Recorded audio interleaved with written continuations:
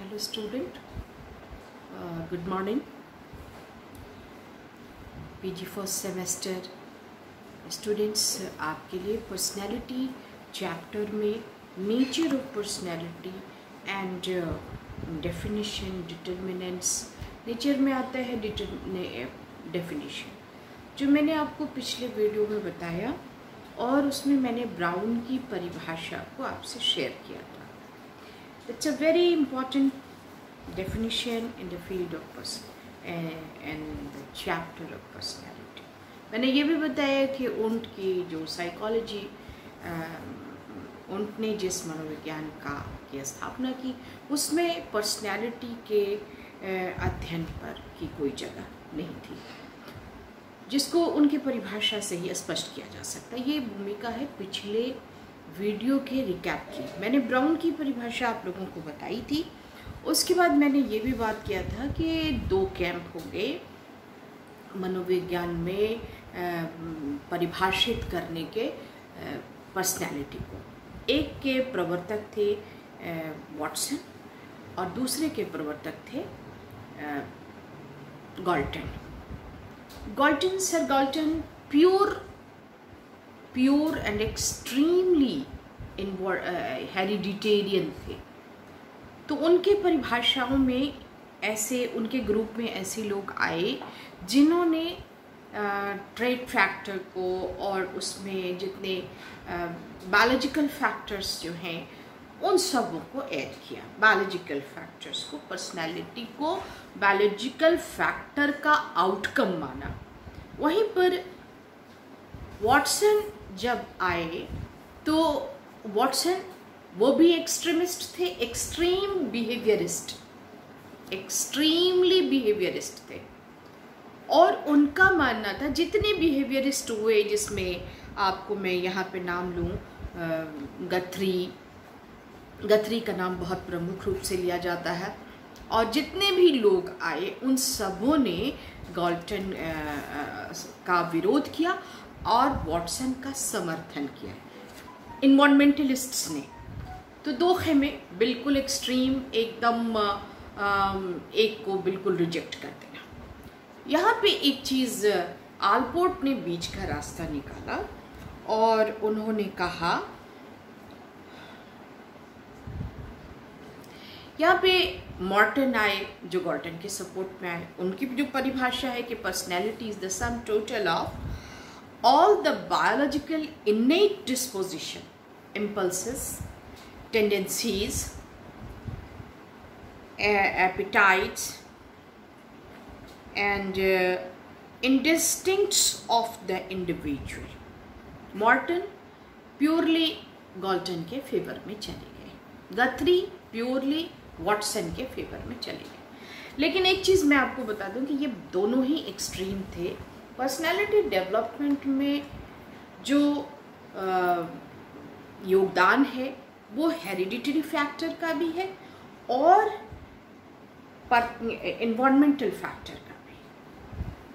ये बहुत सारे अध्ययनों से, बहुत सारे एक्सपेरिमेंट्स से, बहुत सारे लोगों की से इस बात का स्पष्टीकरण मिलता है। एक्सपेरिमेंट्स से, different control and uncontrol, twin studies, animal studies, इन सबों के आधार पर ये मिलता है कि इन्वायरमेंट, अगर हम जैसे इस चीज़ को एक बात समझ लीजिए, बीज जो एक सोर्स कहलाता है और उस बीज को हम कमज़ोर मिट्टी में बोए, यानी इन्वायरमेंट आ गया, और एक बहुत ही रिच सॉइल में जिसमें कि कंपोस्ट भी डाला है, जिसमें काउडंग भी डाला है, जिसमें कुछ इंसेक्टिसाइड्स भी डाला है, उसमें डालें तो दोनों के ग्रोथ में एक डिफरेंस होता है।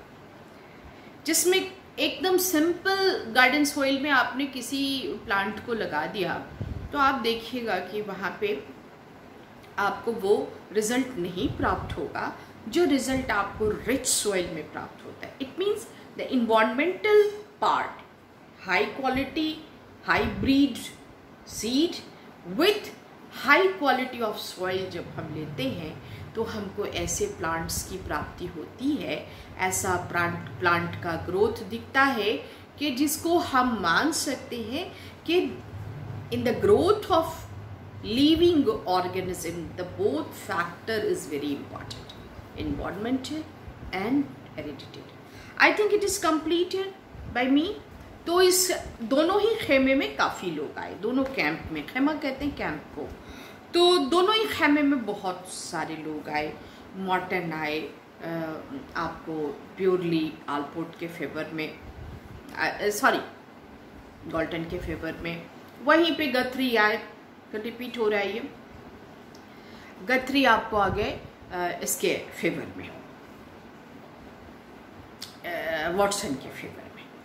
अब बीच का रास्ता निकालने की बात हुई और वो थे G.W. आलपोर्ट, गॉर्डन आलपोर्ट जिसको कहते हैं, गॉर्डन आलपोर्ट ने, और उन्होंने परिभाषा दी। उस परिभाषा को यहाँ पे हम डालना चाहते हैं, बहुत लिंगर करने की ज़रूरत नहीं है क्योंकि पार्ट 1 में भी आप ये पढ़ चुके हैं। तो उस परिभाषा के हिसाब से personality is the dynamic organisation, एक पार्ट डायनेमिक गत्यात्मक संगठन है विद इन द इंडिविजुअल, जो आदमी के अंदर रहता है। Second part which determines the, जो निर्धारित करता है, which determines the unique adjustment, unique adjustment, हर व्यक्ति का एक यूनिक एडजस्टमेंट होता है जो इंडिविजुअल डिफरेंस क्रिएट करता है। तो which determines the unique adjustment to his environment.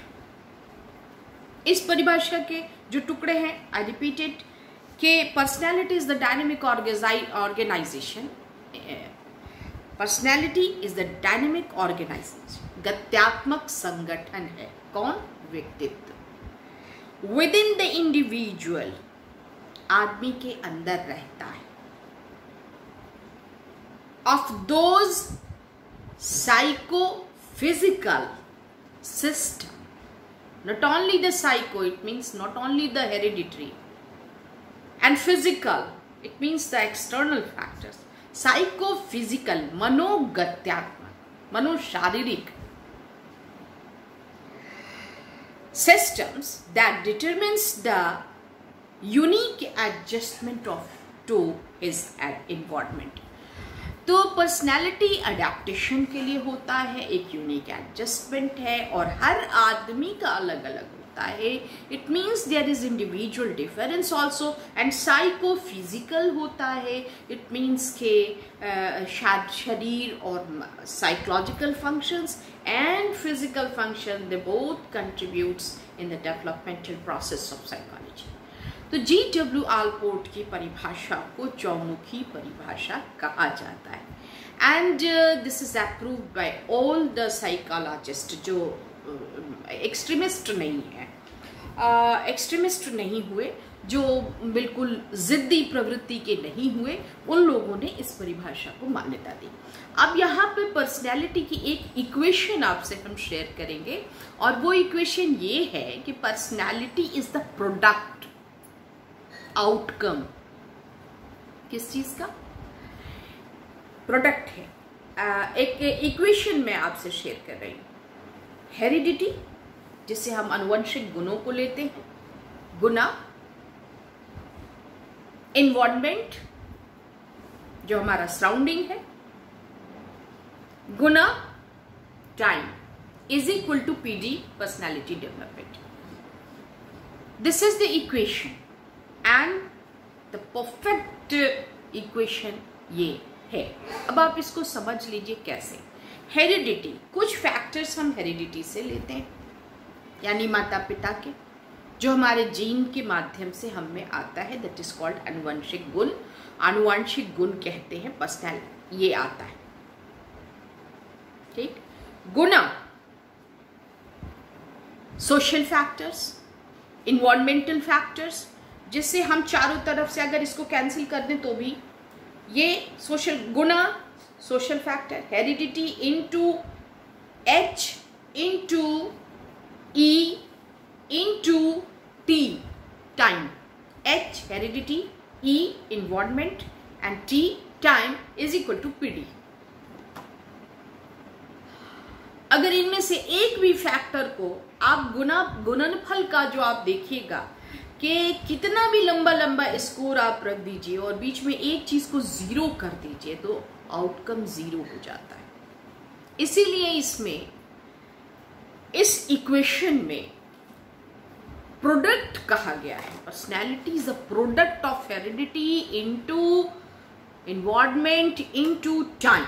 Product यानी गुणनफल है।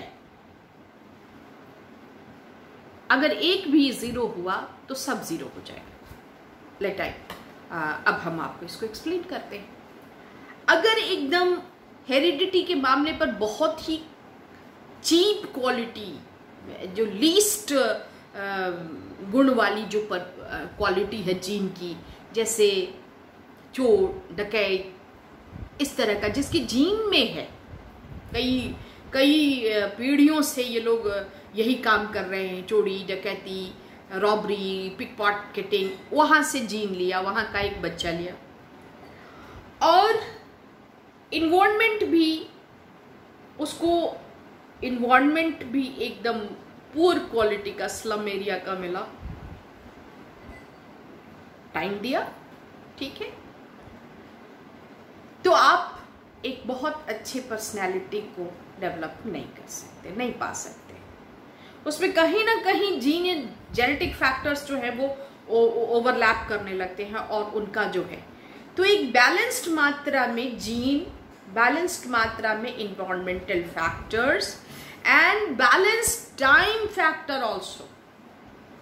जीन रिच है, हेरिडिटी रिच है, इन्वायरमेंट रिच है, गुना 0 टाइम, यानी जो बच्चा आज पैदा हुआ है उसके व्यक्तित्व के बारे में हम कोई भी इंटरप्रिटेशन नहीं कर सकते।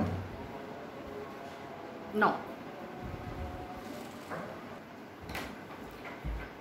यहाँ पे आप लोगों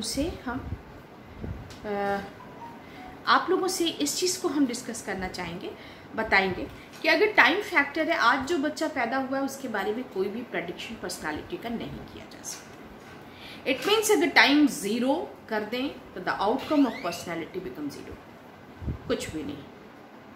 अगर हम इन्वायरमेंट एकदम 0 कर दें, यानी एकदम उसको कंट्रोल्ड कमरे में, हाई जीन के बच्चे को, बहुत ही रिच जीन के बच्चे को, जो बहुत ही बड़े खानदान से, बड़े बड़े पढ़े लिखे लोग, बहुत ही खानदानी, जिसको लोग कहते हैं, जैसे गॉल्टन का परिवार बहुत ही खानदानी माना जाता था ब्रिटिश में, और उसमें अगर वहां से जीन लें और इन्वायरमेंटल कंडीशन में उसको कुछ भी नहीं दें, बल्कि क्या करें कि एक कमरे में बंद करके कंट्रोल्ड सिचुएशन में, और इस तरह के प्रैक्टिसेस किए गए, एनिमल्स पर किए गए, ह्यूमन बीइंग्स पर किए गए, तो अगर उसमें डाल दें तो पता चलेगा कि पर्सनैलिटी का डेवलपमेंट हुआ ही नहीं।